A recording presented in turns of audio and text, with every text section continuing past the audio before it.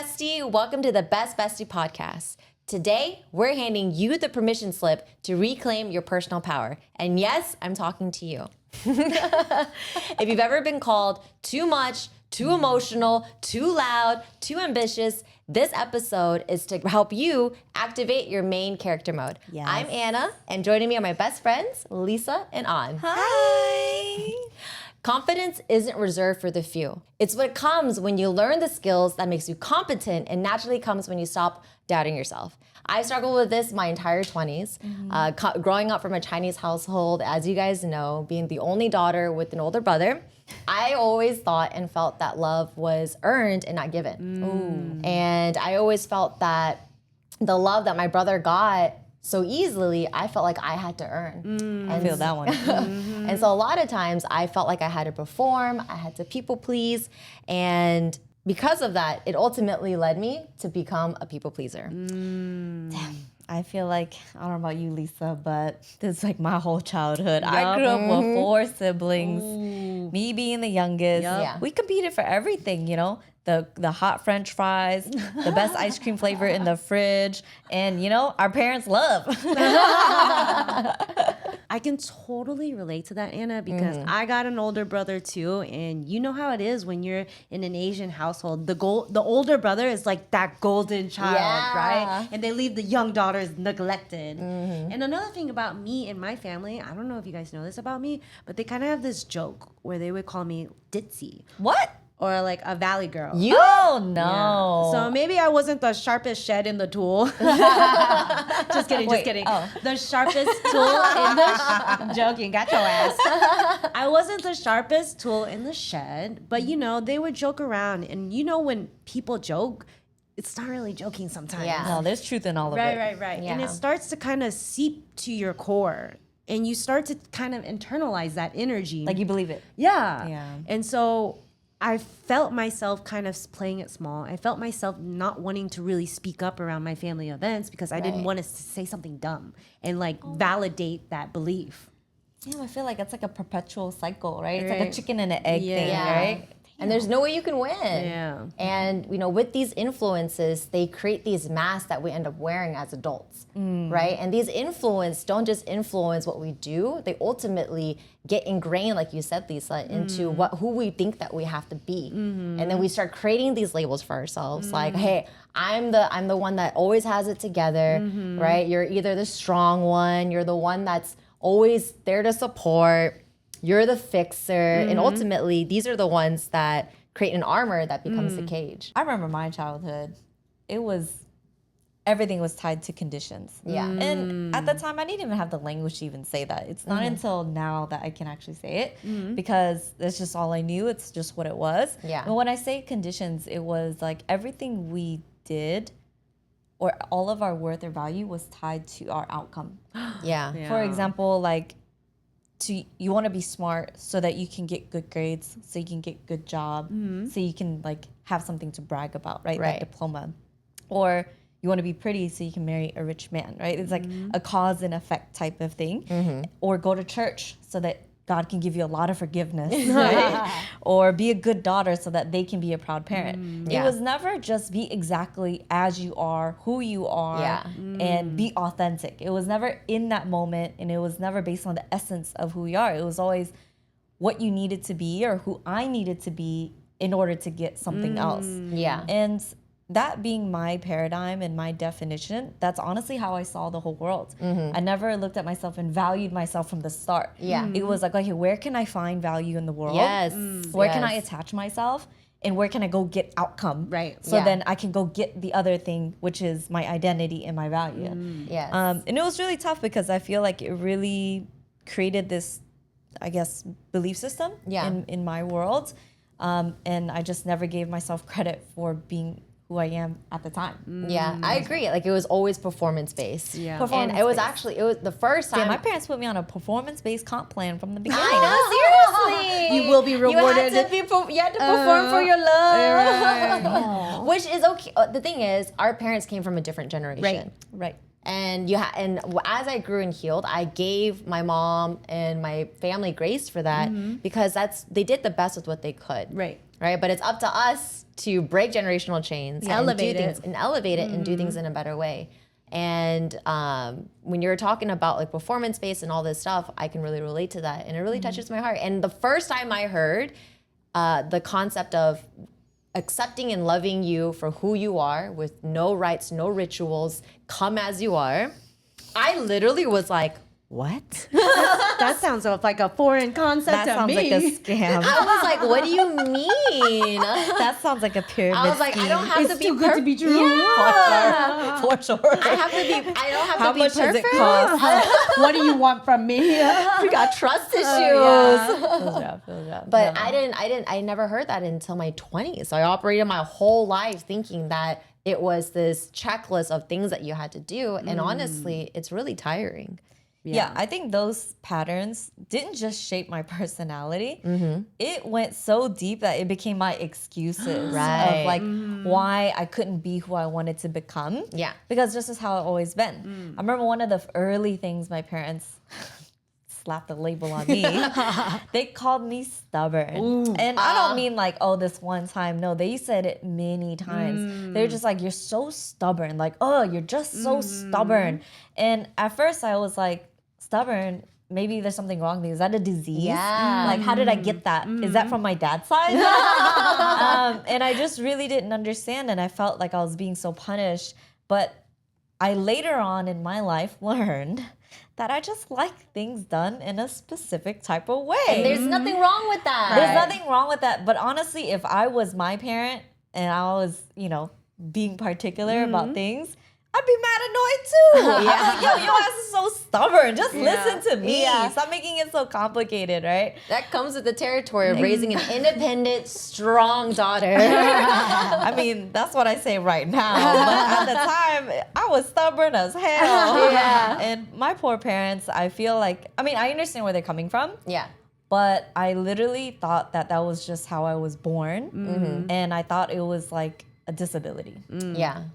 No way. I think, as a fellow stubborn girl, I think being stubborn is a superpower. It's like it's how you get shit done. It's part of the secret sauce. You know what I'm saying? It's that grit. And so people call me stubborn all the time, but you need some of that to get shit done. And I know, especially when I talk to the horoscope girlies, they'll be like, "Oh, you a Capricorn. Oh, you definitely stubborn." I definitely think it's important. It's how we get shit done, and we don't fold when something gets hard. Is that why we're friends? I think so. Because I think here we're all stubborn. Because growing up, same thing. But you do? Yeah, I grew up my entire life, and they're like, "Oh, Anna, you're so ngang," which is like a thick neck, like hard neck. Yeah, and they're like, "You're so stubborn," and they're like, "You literally you'll run through a wall." And I heard it my whole life, but as I got older, I realized that trait of being quote unquote stubborn is actually the same trait that is persistence. And it's because of my stubborn mentality is the reason why I was able to do the things that I did, achieve the things that I achieved, where most people would have failed and where most people would have quit. I stayed stubborn or persistent and persevered through. So I feel like the whole stubborn conversation, it depends on how you cultivate that trait. And if it's negative, it can go towards being stubborn. Yeah. But in a positive way, it's grit. It's your independence and just building and just this. And I feel like I'm in a stubborn anonymous group right now. Hi, my name is An, and I'm stubborn. Yeah. I'm stubborn too. But I can tell you this, if I didn't like things in a certain way and was very particular about the way I want things, I would not have made it as an entrepreneur, and I would not have been able to exercise my creativity, because even as I create something as a painting or I build a business or I do something for anything, I just have in my mind the way that I want to see it done, and I just don't tolerate anything else. So yes, we are stubborn. Yeah, and it's okay. I love that we took our stubbornness and didn't use it to play small. Yes. Because that whole ditzy thing with my family, it definitely shrank a bit of my confidence. You know what I'm saying? Because it made me overthink, and it made me not really want to speak up growing up and moving forward. And you just kept things to yourself. I just kept things to myself. I didn't really want to offend anybody. I didn't want to look dumb. Yeah. I was trying so hard to be easy to be liked, to be easy to be loved. Oh, yeah. I felt that one. Or just to be easy to be around or easy to be handled, right? And I think deep down inside, being easy just means like you just don't want to be rejected. Yeah. Right? Yeah. You don't want to be invalidated. You don't want to be too difficult, right? Yeah.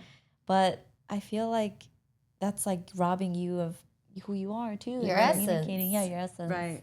Yeah, and for me, for a long time, I was caught up in people pleasing and doing things just to be liked and to be accepted. And just honestly, to just be seen. And when in reality, deep down, I felt like I wasn't enough. And I felt like I wasn't enough being on my own and to step into my own authenticity. I thought that being valuable meant performing. It meant being perfect. It meant being on 24/7. And because of that, all the way up until my 20s, I was betraying my own values because I was putting other people's values before. But I was putting other people's values before mine and doing myself a disservice. And because of that, I became a validation addict. Right? Because I wasn't drawing from within. So I'm trying to get validation from these people. And that ultimately is a confidence killer. Did you go to a validation rehab? Yeah, you guys. I was going to be like, where's that at? Oh, wait, I'm here. That's so funny. I could totally relate, but damn, these are some limiting beliefs that we got Yeah, here. seriously. I remember there was a time where I really was like the people pleaser too. Yeah. Like I was so, like my confidence got killed, like you said. Yeah. And I remember being so analytical about things. And when I was overdoing it, it was a confidence killer. Yeah. But the truth is, Yeah. it is kind of an edge Yeah. nowadays. Yeah. But back then, I used to like my old analytical ass would run simulations about all the I could totally see that things that too. can happen. Yeah. And I used to come up with solutions for all those things before they ever happen, just so I can be a solution provider for people, and I would be the first person to solve the problem. Because you're trying to be valuable.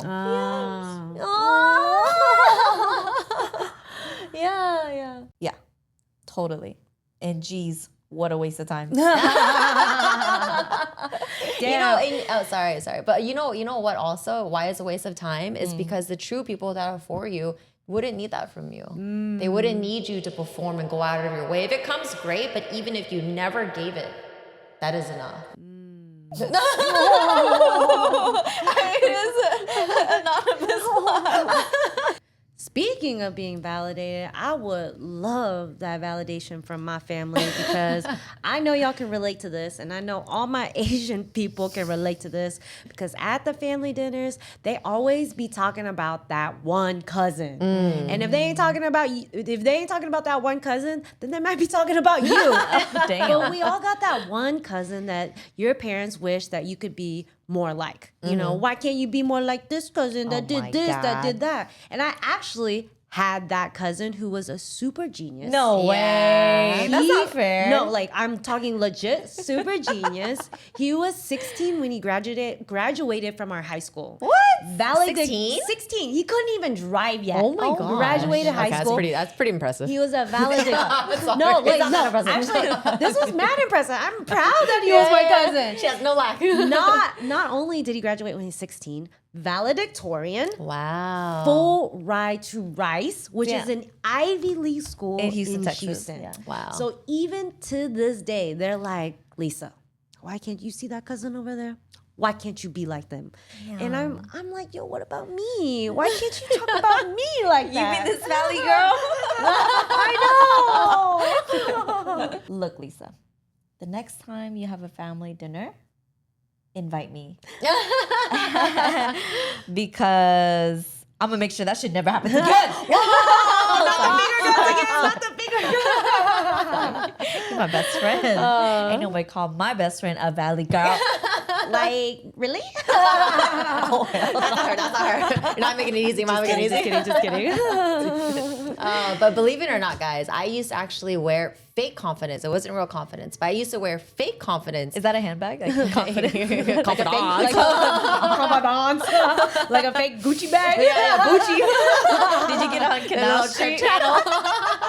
Did you get in Chinatown? I'm just kidding. But I used to wear fake confidence, not like a mask, because we're talking about how we wear these masks. Yeah. I used to wear like a full-on costume. What does that even mean? It was really bad. So I used to walk into every room and I used to put on this mask and show that I had everything together to my friends, to my family, to work. But in reality, I was hiding. And on the surface, it looked good, but I was hiding the fact that I never felt worthy. And I was seeking their appraisal, and I was seeking to be loved and to be liked, and this whole slew of emotions, which if I can go back in time, I would give the younger Anna a hug. Oh. I'd be like, girl, you are enough. Let her heal. Yeah. This costume Anna. I think I kind of remember this. Because there was a time in our network marketing journey, Miss Anna Kwan, she was a great speaker. She would, when it came to promoting events, killed it. And everybody that came on the team would meet Anna and be like, wow, Miss Kwan is so cool. She's so good. She's so great. And the people that eventually hung out with you all the time, I remember hearing comments that some of your downlines would make and be like, dude, she's kind of robotic. Yeah. And it wasn't like an insult or anything. Yeah. It was just like you had this ability to just turn it on. Yeah. And you did it so well that when people saw it again and again, they're like, wait a minute. There's no way. There's no way. And I think that's like the costume that. And the thing is, I was on autopilot. And I was on autopilot because I thought that's what I needed to do. And I know we've talked about this in other episodes, but at that point of my life, I didn't know how to be authentic. Right. Nor did I feel safe enough to really step into my main character mode in my era. I was afraid to do that. I didn't know how to do that. And I was really disconnected from who I was. Oh my gosh. Well, I'm so glad you're back. Thank God. We found our way back. You always find your way back. But you've come so far. Thank you. I Thank remember you. seeing your transformation. Yes. And I remember having those conversations with you where you did have the autopilot on. And I would just kind of look at you and I and be like, Anna, like, no, like, are you okay? Yeah. You're like, no, I'm fine. Yeah. And I'm like, oh, my eyelashes. yeah. She would do it so well. I'm fine. And I'm like, I don't know. And I remember just kept persisting. Yeah. And just kind of making you feel safe. Yeah. And telling you like, you know, it's okay if you're not fine. Yeah. But I get it. You're fine. You're fine. But if you're not fine, it's okay. You can let me know. I'll just sit here until you tell me that you're not fine. Yes. And honestly, I didn't find confidence by chasing it. Like I wasn't trying to like chase confidence, but it naturally came when I was building other skills and I stopped performing. Because the thing is, when I was being fake, when I was people pleasing, there's no way I could really build that inner strength. And so when I stopped performing and I stopped putting on the mask, that's when it naturally started to bloom and it started to grow. And up until then, I wouldn't have been able to explain to you what true confidence was or where it came from. Yeah. I mean, that's what I think is authentic confidence, right? Yes. There's like artificial confidence and authentic confidence. I think authentic confidence is when you kind of just drop those masks. Yeah. And you just own your light. Yeah. Like what is it you do?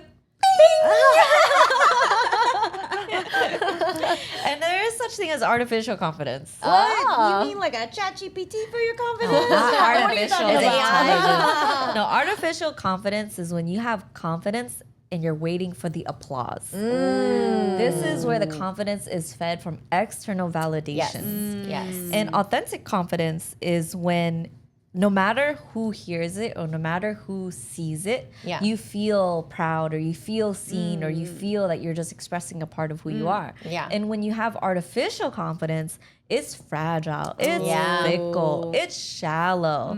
And I just don't think it's a very sustainable version because it also doesn't actually last. Right.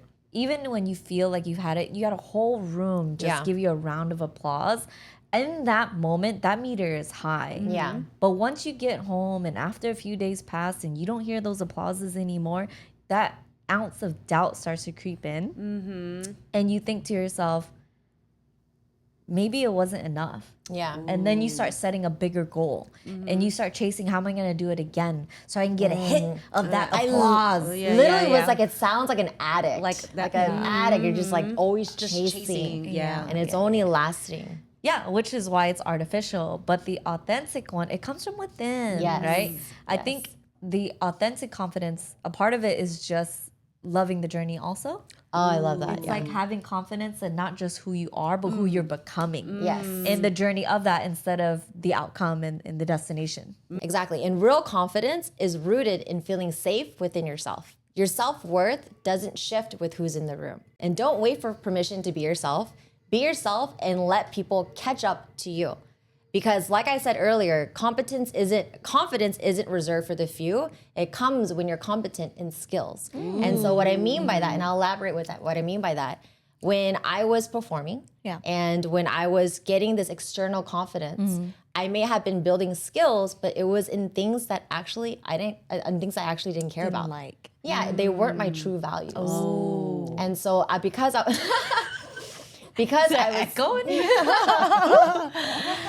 because I was chasing validation, I was trying to people please to these people and be good in what they valued were great things. And you end up becoming somebody that you're not because you're building skills that you don't value. That I don't care about.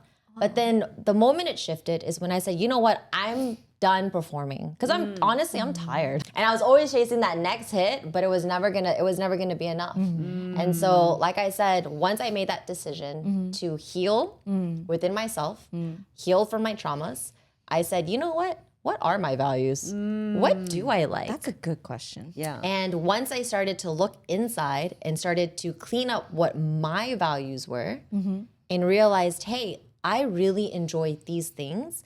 I want to get good at these things. I want to become competent in these things. And I gave myself and allowed myself the space, the grace, and the time to grow in these things, which ultimately helped me create confidence that was unshakable. I love that. Damn, that's exactly the way to describe Anna's confidence. Unshakable. Unshakable. You couldn't rattle that. Nope. I think now is a great time to share with our audience the 3 pillars of building authentic confidence. So what are the 3 pillars of building authentic confidence? This is a kind of confidence that isn't based on performance. This is a practice. This is a practice of expressing your authentic self. And I'll start with the very first pillar. So the first pillar is clear your conditional thinking. We were talking about earlier about the limiting beliefs. We were talking earlier about believing that we were not so smart, or me believing that I was stubborn. You got to clear all of this cache, right? If you're carrying all of these limiting beliefs with you, that's going to weigh you down, and it's not going to allow you to see yourself not only as you are, but as who you can become. That's good. I love that. Yeah, and ask yourself, if nobody claps for what I'm doing, would I still be proud of who I am?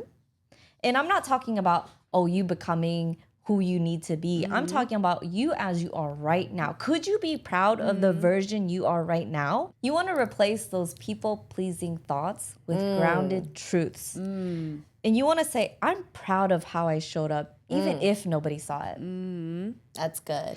And the second pillar is establish safety in self. How do you do that? Stay accountable and keep the promises that you make to yourself, right? Because when you put your head to the pillow after a long day, you want to be able to say, hey, I did my best. I stay true to who I am, and I'm proud of who I'm becoming. That shit right there is solid. It is everything. Because the thing is, we all know when that time comes, we know if we gave it our all. We know the moments that we didn't. We know the moments that we compromised ourselves, and we know the moments that we stood up for ourselves and we're proud. So every day, do what you need to do so when that time comes, you're like, you know what, today was a great day. And if it wasn't, take note and take feedback, and don't relish in that. Use that to make the next day better. Yeah, right? And be like, I did that. Yeah. I did that. You did that. And the next thing with cultivating yourself within yourself is to celebrate all the victories, not just the big ones. It's all about celebrating every single part of the process. Celebrate the small victories, because without the small ones, you will never get the big ones, because they all lead in and work in together. right? Nice. And lastly, with this point is do what you need to do to ground yourself. Whether that is through journaling, whether that's through meditation, whether that's through breath work, do what you need to do so you can center yourself and have that moment for you. I love that. That is a good pillar. And the third pillar is act from alignment and not permission. Don't wait for approval. Just let it flow. Yes. Because true confidence isn't loud. It's not about being loud in the room. Yeah. It's about being still. It's about being certain. It's about being sure. And make sure to ask yourself, am I doing this because it feels aligned? Or am I doing this because I want to be liked? Damn. That's good. I like all three of them actually, but I really like that last one, the alignment one. That's my vibe. But what if you're not too much? What if you're just in the wrong room? Oof. And you know what? That's part of the process. You're gonna find yourself in multiple wrong rooms before you find yourself in the right one. But here's the great thing about that is when you eventually find yourself in the right room, these will be people that won't say, hey, you're too much. But they're going to be people that say, hey, keep going. Let me see you rise. Keep shining. I definitely don't hear that often enough. But you're right. I feel like when you find that room, that's what you'll feel and that's what you'll hear. You'll hear the people in that room cheering you on. Yes. But I'm not going to lie. Like, there's not many times you go into a room and you hear that. You don't. No, it's super rare. And I feel like I believe that too. And it's definitely happened to me, especially with my family. Again, love them. But they used to call me too much. You know, I would just love getting ready, taking my time, getting all dressed up, getting cute to the family parties. And they would say, I'm too Diêu. Oh, hey, what's that? In Vietnamese, if you guys know what that means, it means like you're fancy, you know? Yeah, There's nothing wrong with that. No. Like, I think Diêu means like a bit too fancy or like trying too hard. Hater. We're just drinking the haterade. That's all I hear. Dude, my mom used to say that to me, not that many times, but a few times. And the few times she told me, I'll never fucking forget this. It was the day I was trying to learn how to use eyeliner. Oh, wait. How old were you? I was like 13. Was it the liquid eyeliner or the? It was a pot. It was a pot eyeliner. You did? Okay, that actually is really impressive. That at 13 you were doing the pot because at that age I was just exploring the little pencil from Claire's. Well, because somebody had sold me at Sephora. And you were at Sephora at 13, didn't you? My sister. I had my sister. Right? Oh, you didn't steal it. And she rich, man. I didn't steal it. Thank you, Lisa. Is that clear? But a side story, real quick though. Tell. Now that we're here about stealing makeup, with my sister. I remember this one time, and my sister, I would never forget this story. Yeah. I was really young, right? Yeah. And I would hear stories about shoplifting. And I go to Walmart with my sister, and I just like wanted to try it. And I literally Wait, try stealing? Yes. Who are you? I don't know. No, like come on, you as a teenager. Yeah. You know, your friends would be like, "Yo, look at a lick I just hit." You know, like The lick? The lick. You remember, they would brag about the things they stole, and I just like wanted to see what it was like. Okay. So I went to Walmart with my sister, and she was just buying stuff, like I don't know, shampoo or something.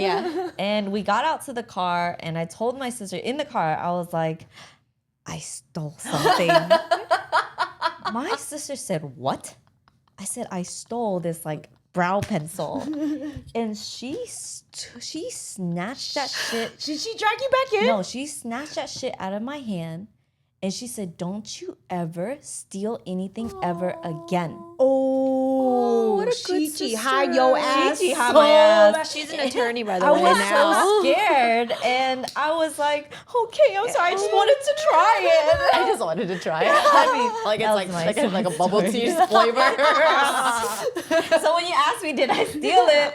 In that moment, I did. But I had a guilty moment that I just feel like I just had to, since we're in the confession booth and all. Yes. But shout out to my sister for holding it down. We love you. Teaching me some life lessons. Still Scaring the shit out of me when I was young. I can see that. But she did let me keep it though. That's good. But anyway, about that eyeliner, my mom was like, I remember I was just trying to figure out how to do that. And if you guys ever use the pot eyeliner, Yeah. It's hard. you just can't see how much is on the brush, right? Yeah. And then you put it on, and then it's uneven. One Yeah, side's too yeah, thick, so you yeah, got to yeah, even it yeah, out on yeah, the yeah. other Then you just- side. it's all black. And then you got to even it out on the other side. then it gets thicker. And then this Okay. wing is longer, so I you got know, to it's elongate the other lopsided. one, right? And I was like, you know what? I got to go. So I came out of my room, and my mom literally went like this. Hey, my dear, my. I was so embarrassed. Damn, I can totally see your mom doing that. And that was a really good impersonation of your mom, by the way. Got a little glimpse into your future. I don't even understand Vietnamese. I mean, I understand quite, enough, but the tone, everything, yes. So yeah, I've been called Diêu many times in my lifetime, making me feel like I was too much, and it would just make me shrink. Yeah. You know what's worse than being called too much by your family? Do you? What? just like. Being called too much by your boyfriend. I just knew you were gonna say that, and I knew that this is where it's gonna go. Because I know you remember this. I know Because you told us about it. You told us about this. Dude, I got a story for y'all. Yes, that motherfucker made me feel too small, made me feel less than. And I definitely remember this one time we were at a boat party in Austin, and I was doing what I do, having fun. Lit living- Lisa? It was lit, yeah. It was lit Lisa. Lit Lisa on the was clock. there. She was on the clock. She was on the boat, and she was doing what she's doing, having a good time, throwing that ass. And then he tells me to sit down. He tells me to chill out. Well, tell him to step up. Okay. He's not here anymore. Yeah. But wait, he told you to sit down? Yeah, and the thing that bothers me now, or not bothers me, but the thing is, I listened. I shrank. I felt myself become smaller. And it was because I wanted to be loved, and I wanted to be easily loved. So I found myself just second guessing my energy. Yeah, and I Fuck remember. him. And I remember that. That's why I didn't like him. Yep. And yeah. Oh, yeah. Okay, Yeah. this was the guy you risked your friendship for. I did. Yeah, I yeah. did not like him from the beginning. Yeah. Because I remember the first time we met, I saw that you were super excited and he didn't match your energy. And you're just too bright for him. And that reminds me of the story I had with my ex. Oh. And so These losers. they're lessons. I'm sorry. These lessons. I'm sorry. My bad. She had a nicer name. It's still an L.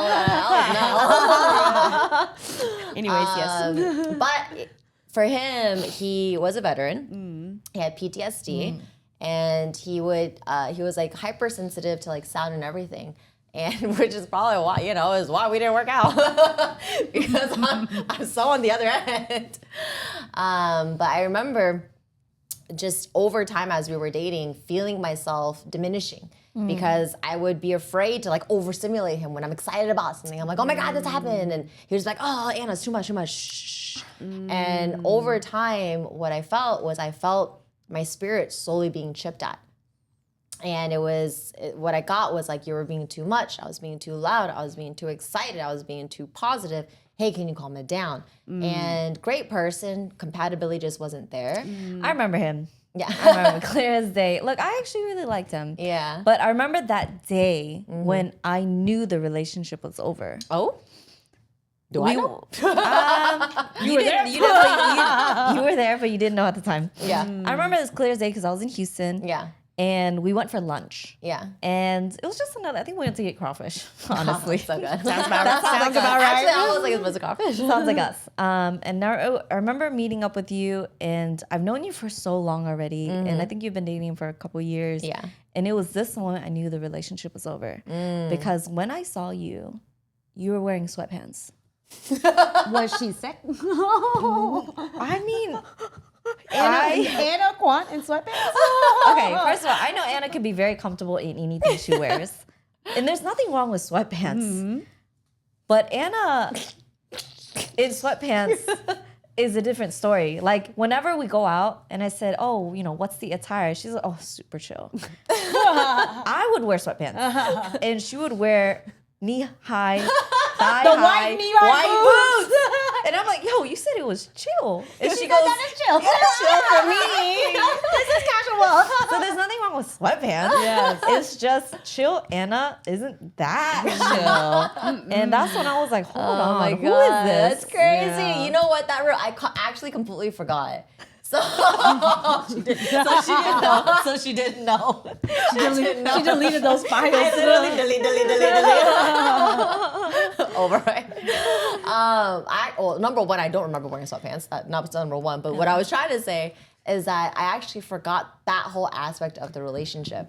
And so the last date that we actually went on, we went to go watch the Barbie movie. And you guys know, I was like super excited. I had this whole outfit. I was like, damn, I look fine as fuck. I'm be cute as hell. I had this pink dress, my knee-high boots, my accessory. Damn boots. My accessories. I was gonna have this glittery bag, and I was just super excited. And he said to me, and he said, Anna, can you for once just be incognito? Wait, what is that? Okay. And then he goes, what did that mean? And then he goes, can you for once just not dress up and just go in regular clothes and just don't wear makeup? And I was like, but I was in love, and I was like, okay, sure, like if that's what you want. But I remember like sitting with that afterwards, and it wasn't it.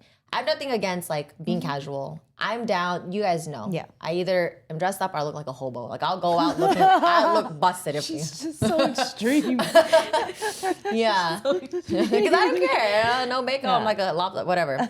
But it wasn't that. It was the way he said it and the energy that it came from, and it made me actually reflect, because up until that point, I didn't know how much of my light was dimmed being in that relationship. And I actually still didn't know. It took me a whole 6 months after the breakup to fully see how much I changed and how much of my spirit was broken and chipped away at, and how much of myself was lost, and I lost my spark. And I thought about it, and I was like, man, before this relationship, I used to go to the gym every day. Oh, I remember that. And because health was really important to me. I was always active growing up. Yeah. And one of the hardest things for me, and we're talking about confidence, right? One of the hardest things for me in the relationship and after the breakup was I lost a lot of confidence because I gave up one of the things that was very valuable to me, which was health and fitness. And it chipped at my confidence. Yeah. And I went into this cycle where I was like, I couldn't, and I remember, Lisa, you're actually the person that helped take me out of it. I could not get myself back into the gym. And it was that when you went to Muay Thai? Yeah, it was. Yeah. It was. It was New Year's Eve. It was New Year's Eve, yeah. And the way I got off, fell off was because I would be like, hey, let's go to the gym together. But then he'll say things like, no, just stay home. No, just chill and hang out. And eventually I broke the habit. Feel bad for it, right? Yeah. And it's not just like, oh, I don't want to go, you go ahead. It's no, like, you stay with me, right? And so eventually I was like, okay. And those 2 years really killed my confidence. And Lisa, I'm really grateful for you, because New Year's Eve, when we were going through the breakup together, you took me to the Muay Thai gym, and it changed my life. It literally brought me back, because we went to the gym and we went to into Muay Thai. And I was like, oh, that's how it feels. I remember this. I was in my peak performance era. Yeah. I wanted to be strong and I wanted to be fast. Yeah. But I thank you for that. Yeah. And because of that, I was able to get back and rebuild my confidence and really get back into the things that I really valued. I love that. I'm so thankful that I could be there for you and help you pull you back to who you are. Thank you. Thank you. And I think that's so important. We're talking about confidence. We're talking about main character energy and how to get in that mode. And sometimes we don't even realize that we've strayed away from things that really matter to us, right? Yeah. And the thing is, it's not the really loud, obvious pushes that are dangerous, but it's the ones that are very subtle, very slight. and you don't even know. It's like the little whispers. Right. And then before you know it, you're completely off track from who you want to become. It's like 1 degree off too. And it talks about like, for example, manipulation. It's not the person that's like yelling at you and it's abusive, but it's like the little small subtle things that's like, are you sure you want to wear that? Dude, you want to talk about main character energy? Main character energy or main character mode is Anna showing up at the Barbie movie dressing like Barbie. You know what's not main character mode? Showing up to a Barbie movie looking like an NPC. Yeah, I was an NPC. It's okay. But you know what? You be Barbie. Yeah. Go be Barbie, girl. I'm back. I'm back, baby. Woo, thank God. Character building. But you know what? It's with these moments where you might go through seasons where you're not yourself, but when you come back, the great thing is you always come back more confident because you fall off, but then you're like, man, I fell off, but I came back and I'm proud of myself and I'm proud that I was able to learn from this and pick myself back up. You come even stronger. That's If right, anything, baby. You become even louder. The lashes get bigger. I'm just kidding. And you take up more space. I feel like I've been both.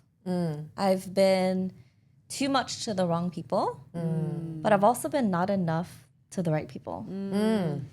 I learned that whenever you're in the room with the right people, you're not just tolerated, you're treasured. And you know how earlier when you said like, whenever you're in the wrong room or you're in the room with the wrong people, you start to dim your light or you start to shrink yourself, right? Yeah. And I feel like I didn't necessarily start there, but when you start to develop those habits, you kind of like show up to the next room in the same way and the light gets smaller and smaller and smaller. And for me, it got to a point where I started showing up in rooms and I was afraid to be myself to the right people. And it just like you said, the 1%, it just chipped away at it a little bit at a time. Yeah. And I remember so clearly early on in my personal development journey, I was going to seminars, I was learning from mentors, and I was getting so excited about learning so many new things. And I did what every new IBO would do. Wait, what's IBO? Independent business owner. Any new person would do. And I just fire hose everybody with all the new information that I thought was really good. Yeah. Because I thought everybody would think it was just as good as I thought it was. Understandably so. I remember I used to go around telling people, reality is not real. It's all an illusion. All that exists is love. Or I used to say things like, She's on the woo-woo train. emotions aren't real. They're just messengers of the truth. Well, what I said is still true today. Yes. But I sounded like I seen a UFO or something, you know? And I was just really just forcing my truth down everybody's throat. Yeah. And honestly, I got burned. Yeah. I lost friends. Yeah. And I dimmed my light because people would literally say to me like, you're so condescending. What makes you think you know? Yeah. And I wasn't actually trying to tell them that I know. I was just trying to share. And I mean, I was You're just incompetent. excited, yeah. Excited and incompetent. Yeah. My choice of words probably weren't that great. Okay. But, you know, emotions are still messengers of the It's still truth. true. Yeah. But that's besides the point. Right? I remember one specific story. We were actually in Thailand. It was a few years ago, and we were traveling around Asia, and we stuck around in Bangkok for a bit. Oh, I think you know. With one of our friends from Vietnam, Bobby. You remember? Bobby. And we were staying with a friend at the time, and I remember we were just hanging out, doing our thing, and our friend was obviously devastated. He had just gone through a breakup. He was going through it. He was really going through it. And, you know, we just did everything that we thought a good friend would do, is just be there for him, hear him out, cheer him up, watch a movie, right? But he was really, really in it. And I remember at the time, Bobby would like kick my leg. I was like, yo, go ahead, hit him with that honesty. And I was like, no. Wait, hold on. You have to tell them how to spell honesty first. Because, First of all, I'm not talking about honesty like Honesty. I'm talking about honesty. Anhesty. So Bobby was like, hit him with the honesty. Okay. And what he was referring to is just I had a gift where I would just share wisdom with people and help people shift their paradigms and their way of thinking. And he knew that our friend was in need. He knew our friend just needed a shakeup. But he was like kicking me like, go on, like just do it. And I was like, no, I just been so burned by telling people things that I thought they wanted to hear. Yeah. And in reality, they didn't. Yeah. And I just dim my light so much that I just kept playing it small. Yeah. So eventually my friend kept overhearing it. And he goes, wait, hit me with the what? Yeah. And I was like, nothing. Yeah. And eventually it's like, no, what is it? I was like, I mean, I just maybe wanted to share some of my thoughts about what you're going through. But I mean, I completely understand if, you know, I don't know your situation like that. And he goes, man, I ain't got nothing left. Like, just give it to me, dude. Just give it to me. And I remember that moment. I took a deep breath and I was so scared because I was like, I don't want to offend him, right? And I said to him, what you're feeling isn't a heartbreak from this girl. What you're feeling is a shattering of your fantasy. Ooh. Hit him with the honesty.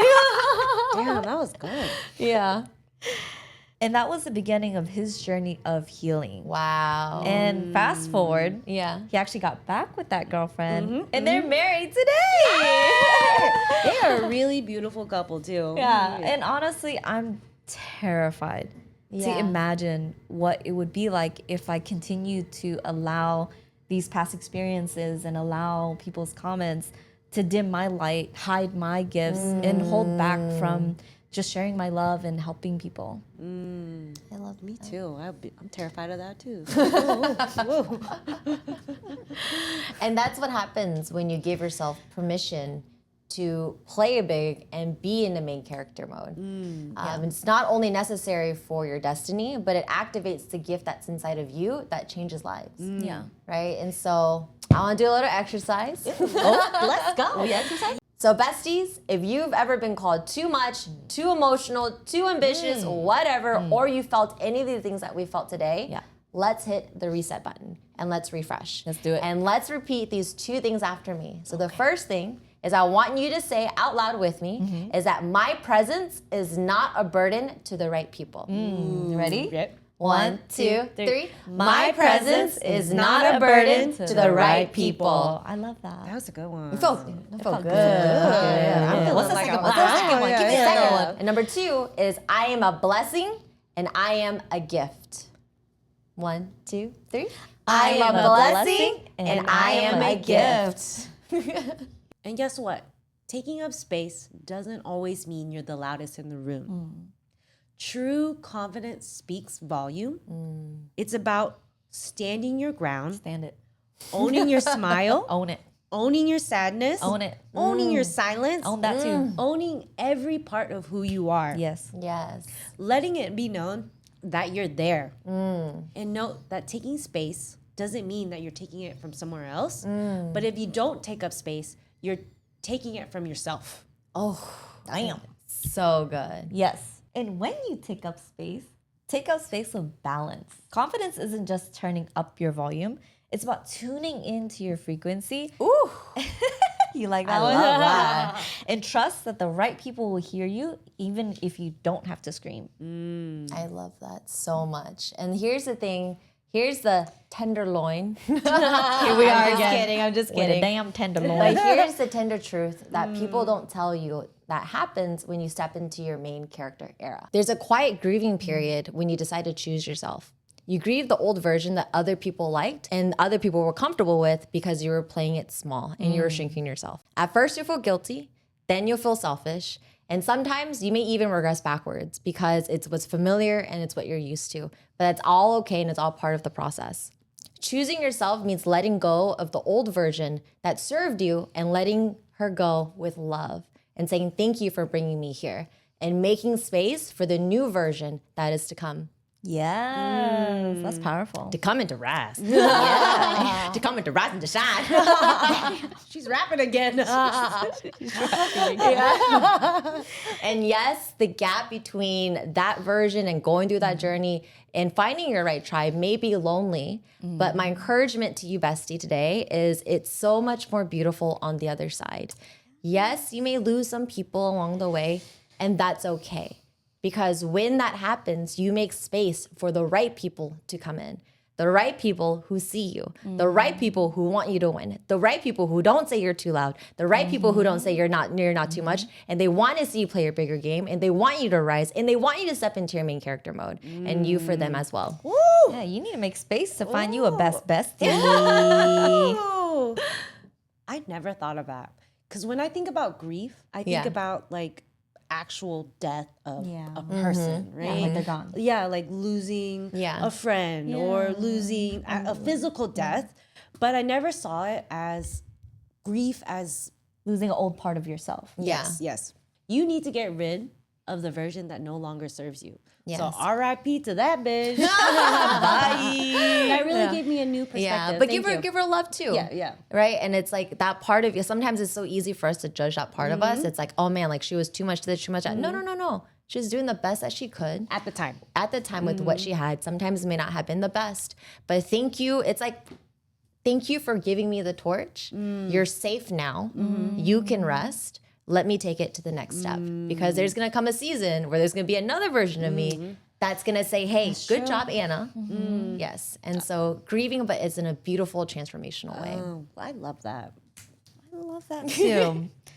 And there's a quote that I love is, not all of your history has to be a part of your destiny. Oh! That means just because it was written in the past doesn't mean it's automatically written in the future. Right. I think that making that decision, drawing that line, grieving the old version of yourselves, not tolerating what was anymore, make space for what is and what can be, and then just honestly be comfortable with that silence. You said so yourself, it's gonna be a lonely journey in between that gap. Yeah. But I don't know about you guys, but I'd rather take that lonely road for what we have and what we built than tolerate, the things that we used to when we didn't have each other. Like I can't imagine a world without my best besties anymore. Me neither. I can't see a situation where you have peace all the time. If you choose yourself, you'll create chaos on the outside for sure. Yeah. Right? But if you don't choose yourself, then the chaos shows up on the inside. Ooh. Yeah. And it's whether you want to pay that suffering by doing the hard thing in eating the broccoli. Broccoli. Or you want to pay the price in a different way by like living a life that's not inspiring or just working towards what you want. So I feel like, look, it's going to be a war zone no matter what. Yeah. You just got to fight which war you want to fight. And look, it's going to get nasty. Yeah. Might get a little messy, but it's worth it. Yeah, pick your battle. And what I've been saying to myself at the gym is right now, if you're hard on yourself, life will be easy. If you're easy on yourself, life will be hard. Thank you, Jim Rohn. Father Rohn. Love me some Father Rohn. And you know what? It doesn't always have to be full chaos or full peace. Right? Like if for me being a people pleaser, I didn't have to like swing all the way to one side of the extreme, even though I am extreme. But I didn't have to go all the way and be like, I'm gonna bulldoze everyone just to prove that I'm not a doormat. That's not what we're saying, right? But it's about finding the perfect medium and finding a way to be in the balance and honoring who you were and who you're becoming. All of it, all encompassing together. All right, bestie. So let's not just talk about it. Let's be about it. All right. Right now, we're writing a permission slip. And I want you to either write it out or say it out loud. And I want you to say, I give myself permission to blank. And I want you to put in that blank who you know you've always were inside and who you want to become, who won't tolerate anything less. Yes, let's do this. I'll give my first. Yeah. And I give myself permission and my permission slip to myself to be as excited as I truly feel. Because I know sometimes I get so excited I want to explode, and that is okay. You Anna. are not too much. I am not too much. Girl, if you want to explode, fucking explode. Right, let it all out. I love that. All right. Let me think about mine. I, Lisa Wynn, give myself permission to take up space. I give my permission to throw ass as much as I want. I give myself permission to be damn glam if I want to. Yes. I give myself permission to be as Diêu as I want to. Yes. Because I'm not shrinking to fit anymore. Yes. I'm here to grow. Yes, bitch. bitch. I love that for you. Okay, my turn. Yes. I give myself permission to say, I don't want to do it. I don't want to fucking do it. Coming from somebody who has grown to be so accustomed to just doing everything. And what I mean by that is in the work that I do, I have clients, I have projects, I have deadlines. I have people who depend on me. I have people who seek me for advice. And it's always assumed that I'm just gonna do it. Yeah. Partly because I can, partly because I want to, partly because I have to. But that became this cyclical thing where like I end up doing things that I didn't want to do, but I just did it all anyway. Yeah. So I give myself permission to just say, I don't want to fucking do it. Don't fucking do it. Oh, I love it. So now that we have our permissions, let's turn on our main character mode. Yes. Honor your thoughts and feelings. They are equally important, if not more important than what other people think. Stop waiting for permission. Don't wait for your flow. Move when you're ready, not when somebody else says it's okay. And besties, wear that scandalous outfit, laugh too loud, say what you actually mean, and don't apologize for making people feel uncomfortable. Apologize if you truly mean it, but otherwise, stand your truth, hold your ground, even if the silence feels uncomfortable. Yes. So take up space without asking and let it be known you are here. And throw that ass. Being confident means trusting yourself and standing within yourself and loving yourself and standing your ground. And of course, we have a journal prompt for you. So try these questions to journal at home and see if you can get in touch with a deeper part of your psyche. So my question is, what conditional behaviors are you still acting on that isn't authentic to you? Might unravel some deep things. Okay. What is something you feel in your heart that is true but too scared to say? Write it down, read it out loud, and then maybe get the courage to say it out loud. Lastly, affirm to yourself, I am here. I am me. I am enough. Yes. And remember, besties, we are not too much. Everyone just needs a different dose of us. Yeah. That's cute. And remember, your presence is not a burden. If you love what you saw today, please, please, please help us help more people. Subscribe to our YouTube channel, follow us on Instagram and TikTok, and we really want to hear from you. Comment on this video, send us a DM, slide in there. I want to hear from you. And hearing from you really just means the world to us. And if you thought of anybody today while you're listening, send them this video because maybe this conversation is a conversation that's going to help you find your best bestie. I love that. And it's time to turn on your main character mode. Let's and go. Join us for the next episode next time on The Best Bestie.